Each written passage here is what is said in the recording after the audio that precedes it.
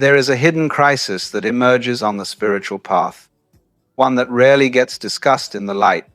Before we dive deeper, if you're finding this topic compelling, consider subscribing to Winds of Thought for more profound explorations into spirituality and personal growth.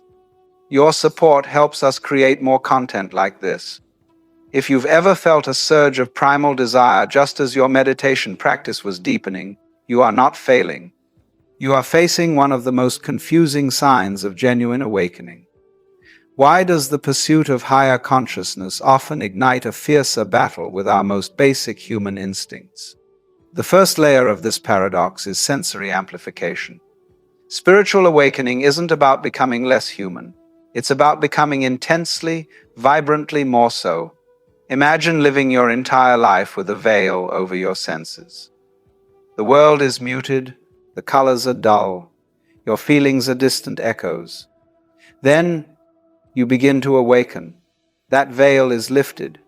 Suddenly, you can perceive the profound silence between thoughts, but you also feel the warmth of the sun on your skin with a shocking new intensity. The same open channel that receives divine love also becomes a conduit for earthly passions. You haven't regressed. Your entire capacity for feeling has been dialed to its maximum. The depth of your peace now matches the force of your yearning. Consider how this plays out in everyday life. You might be sitting in meditation, feeling a deep connection to all that is, when suddenly a memory or a fantasy arises with such vividness that it shakes you to your core. This isn't a distraction. It's part of the awakening process. Your nervous system is becoming more refined, more sensitive to every stimulus, both internal and external. This heightened sensitivity is a gift, but it can feel like a curse if you don't understand its purpose. It's as if you've been given a superpower to experience life in high definition. But with that comes the responsibility to navigate intensities you never knew existed. This leads to the second, more painful dimension, isolation. As your awareness expands, the ordinary world can begin to feel like a shallow performance. The conversations about status, the gossip, the endless consumption, it all starts to feel like noise.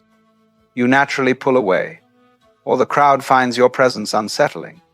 And in that solitude, a profound loneliness takes root. It's a hunger for a connection that understands the new language your soul is speaking. In this void, raw desire can appear as a lifeline, a temporary bridge back to human touch, a fleeting moment where the crushing isolation vanishes. But it's a bridge made of mist, dissolving the moment you cross, leaving you more stranded than before. This is the secret torment of many mystics and monks throughout history, finding God, but losing the world, and then being tempted by a phantom of connection. Let me share a story to illustrate this point. There was a woman named Maya who dedicated years to spiritual practice. She attended retreats, studied sacred texts, and felt she was making progress. But as she grew more aware, she found it harder to connect with old friends. They would talk about trivial matters, and she felt an immense gap between their concerns and her own inner revelations. This loneliness became so acute that she started seeking comfort in fleeting romantic encounters, hoping to fill the void. Each time, she felt emptier afterward, realizing that these connections were superficial and didn't touch the deep yearning for authentic understanding. Her journey teaches us that isolation is not a sign of failure, but a call to find deeper, more meaningful relationships that honor our expanded consciousness. Now, let's confront the third, more adversarial reason. Waking up makes you a threat. You are challenging the gravitational pull of collective slumber. Whether you see this as a psychological force or something more, the principle is the same. The momentum of unconsciousness resists the awakened mind. And what is the most effective tool to pull a conscious being back into the dream? Overwhelm the system with a primal, physical imperative. When you are burning with desire, your mind cannot settle. Your meditation shatters. Your prayer feels empty. That quiet inner space where truth resides becomes inaccessible. You are dragged fully into the physical. into the urgent now of sensation. These attacks often intensify precisely because you are making real progress, not because you are failing. How can you recognize this adversarial force? It often manifests as sudden, intense urges that seem to come out of nowhere, especially during moments of spiritual breakthrough. You might have just experienced a profound insight during meditation, and then bam, you're hit with a wave of desire that feels alien and overpowering. This isn't a coincidence. It's a test of your newfound awareness. The key is to see it for what it is, a reaction to your growth. By acknowledging this force without fighting it, you rob it of its power. You learn to observe these impulses as passing weather patterns in your mind, rather than identifying with them or being swept away. The fourth layer is the echo of old pain. Spiritual clarity has a way of illuminating the wounds you've carried for a lifetime, the childhood rejections, the buried shame, the deep-seated fear of being unworthy. Most people spend their lives running from this pain, but when you're awake, you can no longer look away. And here, desire offers a dangerous temporary anesthetic. It makes you feel wanted, alive, and enough for a fleeting moment. But it is a liar. It doesn't heal the wound. It just slaps a colorful bandage over an infection which then worsens beneath the surface, now compounded by shame. The spiritually aware individual sees this entire cycle with devastating clarity, often feeling trapped by the very awareness that's supposed to free them. Healing these wounds requires courage and patience. One effective method is to practice sitting with the pain without judgment.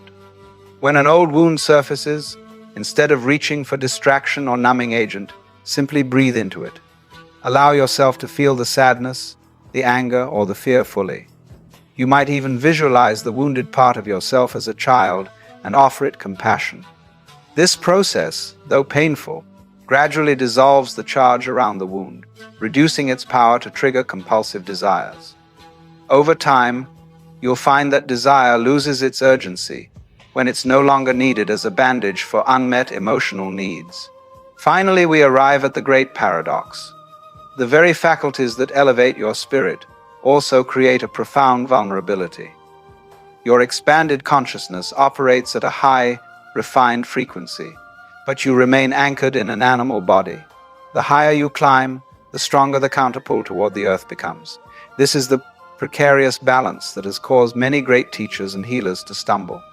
It is not necessarily hypocrisy, it is the structural danger of building a skyscraper of spirit without fortifying the foundation of the physical self. The solution isn't grim self-denial, but a holistic discipline, a conscious tending to the body's legitimate needs for healthy touch, movement, and expression, so that lust isn't forced to carry the weight of every unmet need. Integration is the key here. Think of yourself as a being with multiple dimensions: spiritual, mental, emotional, and physical. Each dimension requires attention and care. For the physical body, this means regular exercise, nourishing food, adequate rest, and wholesome physical contact like hugs or massage. For the emotional body, it means expressing feelings creatively through art, journaling, or conversation. When all parts of you are honored, the tension between spirit and flesh diminishes, and desire finds its rightful place as a natural, manageable part of your human experience. So, what is the path through this? First, end the pretense.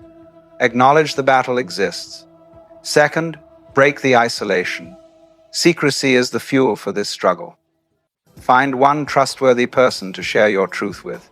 Third, and this is the hardest work, courageously attend to the original wounds. Sit with the old pain instead of running toward a temporary numbing agent. Fourth, learn the art of presence with the feeling itself. When desire arises, don't suppress it and don't indulge it. Simply observe the raw energy as it moves through you, like watching a powerful weather pattern from a sheltered place. In that space of non-reactive awareness, a true transformation becomes possible. And finally, remember who you truly are. You are not the battle, you are not the desire or the shame. You are the vast, unchanging awareness in which these storms of human experience arise and pass away. This struggle is not a mark of failure, but a testament to your awakening to the full, complex reality of being both infinite spirit and finite human. Be gentle, be honest, and remember, you are walking a path that every sincere seeker has walked before. Embracing this struggle can actually become a source of profound strength and wisdom. When you stop resisting the battle and start learning from it, you develop resilience, empathy, and a deeper understanding of the human condition. You realize that every moment of temptation is an opportunity to practice presence and self-compassion. This journey isn't about achieving perfection.